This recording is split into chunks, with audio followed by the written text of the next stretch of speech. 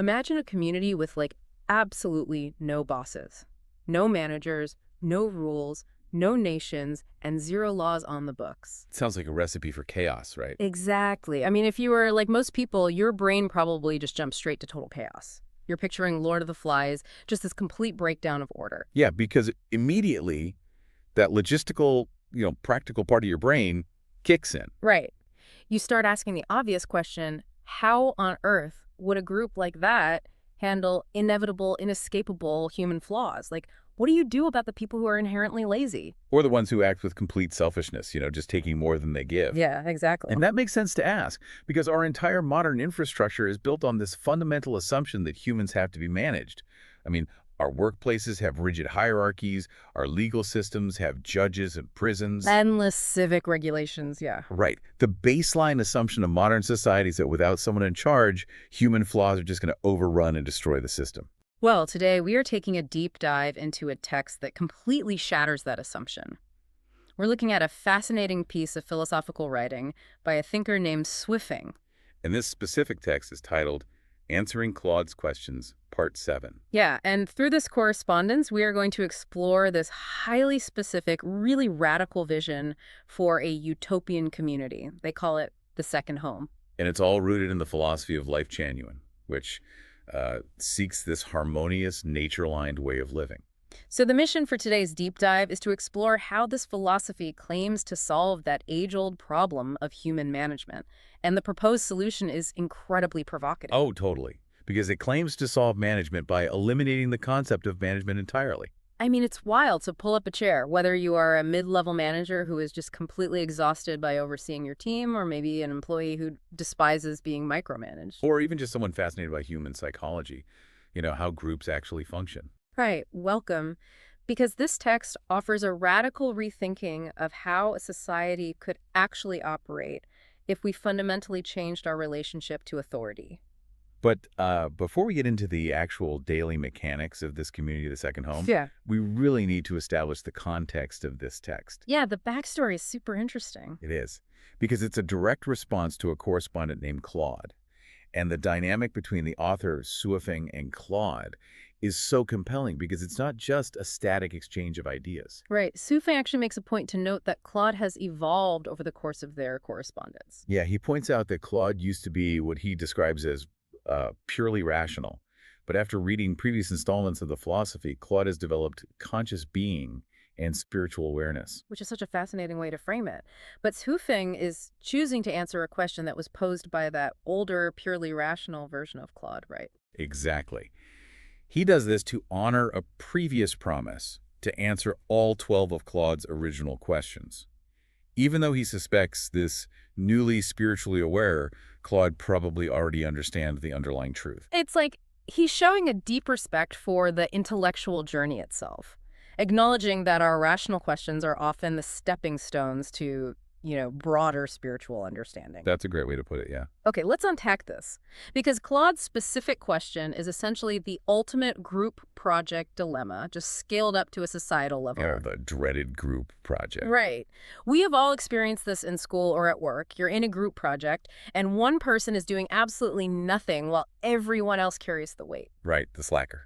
So Claude is asking if the philosophy of this second home community explicitly says the lazy will be asked to leave, who actually makes that judgment call? Yeah, if there is no teacher to grade the project, no boss to hand out a bad performance review, who kicks them out? Doesn't the very act of kicking someone out inherently require a figure of authority? Which raises such an important question. I mean, it gets right to the heart of political and social philosophy. It's that eternal tension between human nature and systemic design. Claude is pointing out a glaring potential paradox here. Exactly. If you have a system which Zufeng refers to as Hunden management, by the way, that claims to operate with zero authority, how do you enforce any kind of boundary? And Claude's logical follow-up is, well, does the system just assume everyone who enters the second home is already perfect? Right, because if they are carrying everyday human flaws, someone, somewhere, has to manage those imperfections. It is the most rational, practical question you could ask. Like, how does a supposed utopia deal with the guy who refuses to do his own dishes? Yeah, how do they keep it from turning into a free-for-all on day one? So what's the answer? Well, the text explains that entering the second home is not a casual endeavor. You don't just wander in off the street. I would hope not. Right. There is this incredibly intense, deliberate filtering process, and that serves as the community's first line of defense. First, you have to apply to become what they call a Chanyuan celestial. Okay, a genuine celestial. And the baseline requirement for that is a deep, really comprehensive understanding of the Lifechanyuan philosophy and the specific procedures of the second home.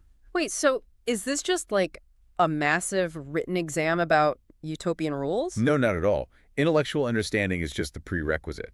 The real test is a mandatory 6-month trial period. Oh, wow. 6 months. Yeah, the applicant has to spend half a year actively communicating and interacting with established Chanyuan celestials.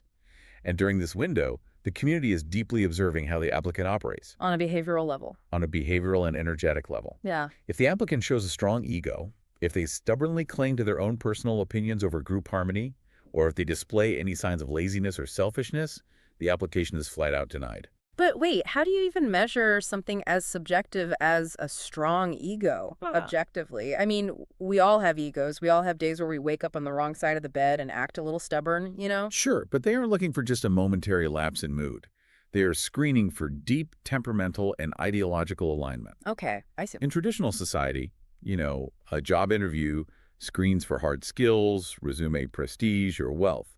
The second home is entirely unconcerned with those metrics. They're looking for culture fit, basically. Exactly.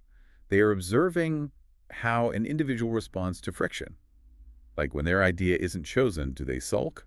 When work needs to be done, do they volunteer, or do they just hang back? So the goal is to protect the fragile ecosystem of the community before a disruptive element is fully integrated. It is preventative medicine.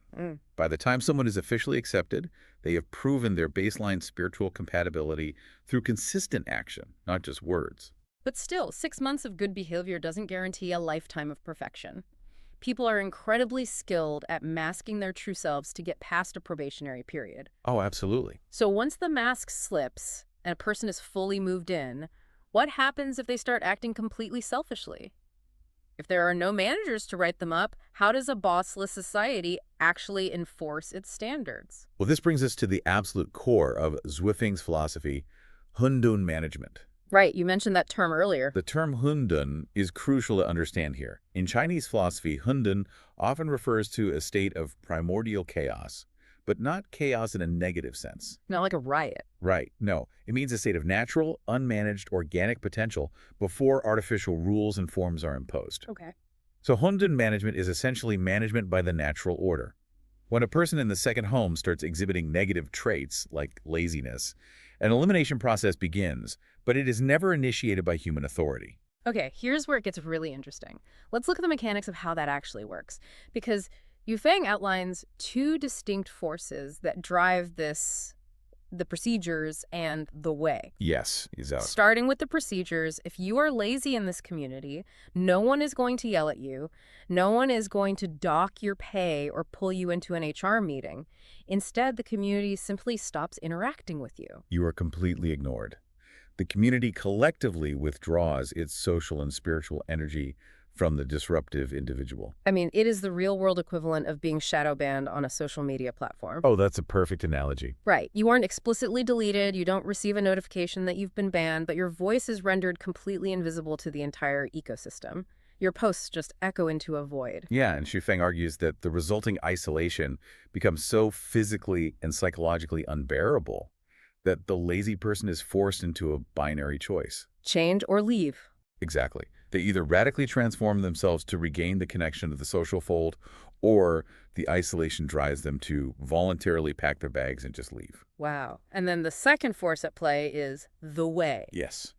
Xufeng describes this as operating under the way of the greatest creator, which he equates to the fundamental laws of nature. Everything in existence operates within the way. So whatever does not conform to the harmonious procedures of the community will naturally be eliminated by those broader forces. Right. But how does the way physically prompt a human being to leave? Is this framed as something mystical, or is it just the culmination of intense social friction? What's fascinating here is that it completely removes the concept of an individual judge. The text doesn't rely on mystical lightning bolts, It relies on the undeniable reality of cause and effect. Oh, okay. A selfish person is fundamentally incompatible with an environment built on selfless cooperation. Authority is decentralized into the social fabric and the natural order itself. So if you are constantly taking without giving, the natural consequence is that resources and goodwill just dry up around you. Precisely. It shifts the burden of discipline from external punishment, which, let's face it, can be biased or corrupt, to internal discomfort. It totally weaponizes human evolutionary biology. I mean, we are deeply social creatures wired for connection. Real. Throughout human history, if your tribe ignored you, it meant you were going to starve or be eaten by a predator. Our brains still register social isolation as a literal existential threat. Absolutely, it triggers that deep panic. So the community doesn't even need to fire you. They just let your own evolutionary panic force you to either fix your behavior or flee to a place where you feel seen. The essence of Hunted management is allowing things to arise naturally and pass away naturally. Like, a tree doesn't require a manager to tell its leaves to fall when autumn arrives. The environment does it. The changing environment dictates the outcome. Yeah. In the second home, the community acts as that undeniable environment. But if the environment demands this level of flawless alignment, it circles us right back to Claude's original logic. Like, does the system secretly expect people to be flawless humans from the moment they pass their 6-month trial? Shufeng's answer to that is a definitive no. He explicitly states that determining if someone has attained perfect humanity before entering is impossible. Because we're all flawed. Right. From a purely practical standpoint, he acknowledges that no one enters the second home possessing perfect humanity. We all carry baggage. So what does this all mean? If everyone entering the community is fundamentally imperfect and there is zero management to keep those imperfections in check, how does the system avoid just collapsing in on itself? Because the procedures of the second home are not just passive rules you follow. They are intentionally designed to function as a refining furnace. A refining furnace. I love that imagery. Like, you put raw, impure metal into the fire, and the extreme heat separates the impurities from the valuable material. Exactly. Living within these procedures is an active, often really difficult process. It is the very mechanism through which an imperfect person gradually moves toward a state of perfection. It's not supposed to be easy right away. No, participating in the daily life of the second home, the friction of living closely with others, the sting of isolation when you act selfishly, the joy of collective harmony, all of that acts as the heat of that furnace. And the text claims this heat slowly dissolves negative qualities. Right. Ego, greed, jealousy, emotional instability, all of these undesirable human tendencies are continuously burned away. So the community isn't a museum where they display already perfect people behind glass. It is an active factory for creating them. The friction is the point. A friction is absolutely the point. And the ultimate goal of enduring this refining process is a purified soul. This is how the text resolves that paradox of having no managers. Because they manage themselves. Yes. When a person's soul has been purified in the furnace, external management becomes completely redundant. The text argues that such a person naturally knows what should and shouldn't be done. They possess this instinctual understanding of what to say and what to seek. Shufeng describes this state as developing an inner balance and, most importantly, an inner court of justice. That phrase, inner court of justice, is just a brilliant way to frame it. It means the law no longer exists outside of you as a threat. Right. You don't need a police officer, a judge, or an HR department. Because the judge resides permanently within your own purified consciousness. It represents a total internalization of morality and social responsibility. Think about how we navigate something as simple as driving in our daily lives. I stop at a red light in the middle of the night when no one else is around. Right. You don't just run it. No. I don't stop because I'm terrified a traffic cop is hiding in the bushes waiting to write me a ticket. I stop because I have an internalized social contract. My internal compass dictates that stopping is the right thing to do to maintain order and safety. My personal inner court says, don't run the light. And now imagine taking that tiny sliver of internal governance and scaling it up to apply to every single human interaction. Every conflict, every distribution of resources. If we scale this inner court of justice up to an entire population, you theoretically render the state completely obsolete. This is the ultimate overarching vision of Lifechanyuan. It's massive. They are envisioning an era with absolutely no nations, no governments, no written laws, and no regulations. Because if every individual manages themselves perfectly from the inside, external state management becomes a relic of a less evolved past. It is a radical reimagining of what civic life could actually be. A world running entirely on a shared internal moral compass is just stunning to conceptualize. But if the blueprint is this clearly defined, if the rules of the second home and the refining furnace are all laid out, how difficult is it to actually live this way on a mundane day-to-day basis? Well, Xufeng closes his response to Claude by addressing that exact reality. And he does it by presenting this really striking paradox about the nature of this existence. Okay, what's the paradox? He states that being a first-class genuine celestial is the easiest thing in the world. Which sounds completely absurd after we just spent all this time talking about the intense heat of a refining furnace and the threat of total social isolation. I know it sounds contradictory, but his logic is that from a mechanical standpoint, the path is entirely cleared. I see. As long as you uphold the philosophy and follow the established procedures, the journey of life is frictionless. You don't have to invent the rules. You just have to walk the path that has been laid out for you. But then he immediately pivots, right? He does. He states that it is simultaneously the most difficult thing in the world. Because it requires putting the profound teachings of deities, Buddhas, celestials, and sages into practice in every single aspect of daily life with absolutely no hypocrisy and no pretension. And if we connect this to the bigger picture, this paradox perfectly captures the struggle of the human condition. Because following instructions mechanically is easy. Right. Anyone can mimic the rules of a community to get by. But achieving absolute spiritual authenticity, where your inner court of justice perfectly matches your outward actions, leaving zero gap for hypocrisy, that is the grueling work of a lifetime. I want you, listening right now, to really dwell on that word, pretension. Think about how much of modern life is built entirely on a foundation of masking. Oh, it's everywhere. Think about performative productivity at your job, sending emails at 9 p.m. just to look dedicated. Or nodding along in a meeting when you fundamentally disagree with the strategy. Or laughing at a manager's unfunny joke just to maintain the peace. Exactly. Think about the curated version of yourself you present on social media. We spend an unbelievable amount of caloric and emotional energy maintaining these masks. We really do. It's the grease that keeps the wheels of our current society turning, mostly because we don't all share the same inner court of justice. And we build these complex structures of laws and managers precisely because we expect people to hide their true, often flawed, intentions. We rely on the mask. Imagine how completely terrifying it would be to strip all of those masks away. To step into a community where you are entirely exposed and any attempt at pretension is immediately recognized and rejected. It's a scary thought. But at the same time, imagine how profoundly liberating it might feel once you survive the furnace. The sheer relief of never having to pretend, never having to perform ever again. It demands a level of vulnerability and radical honesty that our current social and economic systems actively discourage. I mean, to live without the structures of management means you forfeit the ability to hide behind them. Let's take a step back and look at the massive journey we have taken through this single piece of correspondence. It's been a ride. We started with an evolving thinker named Claude, who had transitioned from pure rationality to spiritual awareness, asking a highly relatable logistical question. How do you deal with a slacker if you don't have a boss to fire them?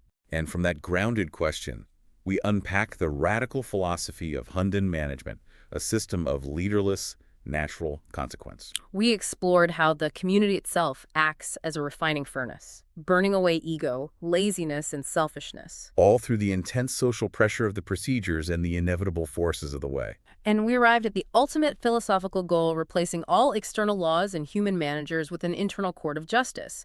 A vision of a society completely devoid of hypocrisy, where the state is rendered obsolete by the perfected conscience of the individual. It's a complete inversion of how humanity has organized itself for thousands of years. It really challenges us to look inward and ask a difficult question.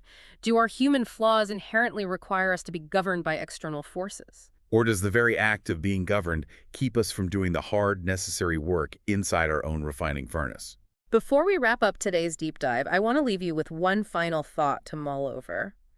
We have spent a lot of time analyzing the intense, almost severe side of this community, the reality that they will completely isolate a lazy person until the psychological pressure forces them to change or abandon their home. It sounds incredibly harsh on paper. It does. But consider the flip side of that equation. What kind of profound psychological safety, what kind of unbelievable, unbreakable trust must exist in a community where you know for a fact that absolutely no one is pretending? It is a fascinating proposition to consider a life free of interpersonal suspicion. If you walked into a room tomorrow and you knew with absolute certainty that everyone around you is stripped of all hypocrisy and that their internal moral compass was perfectly aligned with yours, how would that fundamentally change the way you interact with them? Would you still feel the need to wear your armor? It's something deeply worth thinking about the next time you find yourself exhausted by the performative rules, the endless bosses, and the heavy management of our daily lives. Thank you so much for joining us for this deep dive into the source material. We will see you next time.